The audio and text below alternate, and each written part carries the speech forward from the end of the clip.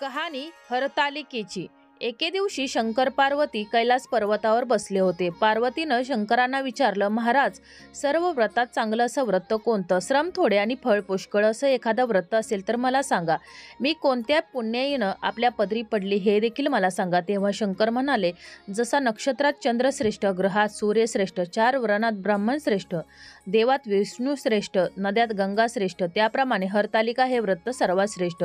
ते मी तुला सांगतो. तेच व्रत तू पूर्वजन्मी हिमालय पर्वतावर केलं आणि त्याच पुण्यानं तू मला प्राप्त झालीस. ते व्रत ऐक. हे व्रत भाद्रपद महिन्यातील पहिल्या तृतीयेला करावं. ते व्रत तू पूर्वी केलंस ते मी तुला आता सांगतो. तू लहानपणी मी तुला प्राप्त व्हावं म्हणून मोठं तप केलंस. 64 वर्ष झाडाची पिकली पानं खाऊन होतीस. थंडी, पाऊस, ऊन ही तिन्ही दुःख तू सहन केलीस. हे तुझे श्रम पाहून तुझ्या बापाला फार दुःख झालं व अशी कन्या कोणाला द्यावी अशी त्याला चिंता पडली. इतक्यात तिथं नारद मुनी आले. हिमालयानं त्यांची पूजा केली व येण्याचं कारण विचारलं. तेव्हा नारद म्हणाले, तुझी कन्या उपवर झाली आहे. तू विष्णूंना द्यावी.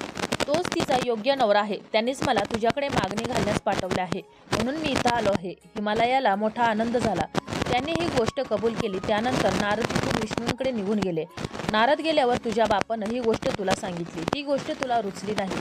तू रागवलीस. असं पाहून तुझ्या होण्याचं कारण विचारलं. तेव्हा तू सांगितलंस, महादेवा वाचून मला दुसरा कोणताही पती करायचा नाही असा माझा निश्चय आहे. असं असून देखील माझ्या बापानं मला विष्णूंना देण्याचं कबूल केलं आहे. याला काय उपाय करावा? मग तुझ्या सखीनं एक घोर अरण्यात तुला नेलं. तिथं गेल्यावर एका नदी दृष्टीस पडली. जवळच एक गुहा आढळली. त्या गुहेत जाऊन तू उपवास केलास.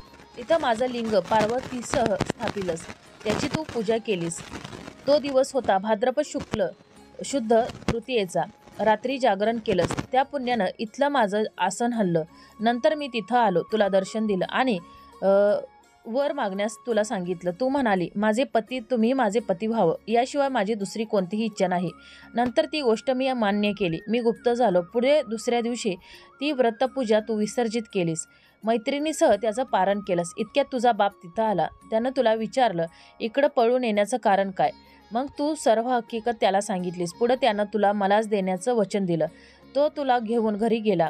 मग काही दिवसांनी माझा चांगला मुहूर्त पाहून त्यांनी तुला मला अर्पण केली. अशा व्रतानं तुझी इच्छा पूर्ण झाली. याला हरतालिका व्रत असं म्हटलं जातं. याचा विधी असा आहे, ज्या ठिकाणी हे व्रत करायचं असेल तर त्या ठिकाणी तोरण बांधावं. केळीचे खांब लावून ते स्थळ सुशोभित करावं. पुढे रांगोळी घालून माता पार्वतीसह महादेवांचं लिंग स्थापित करावं.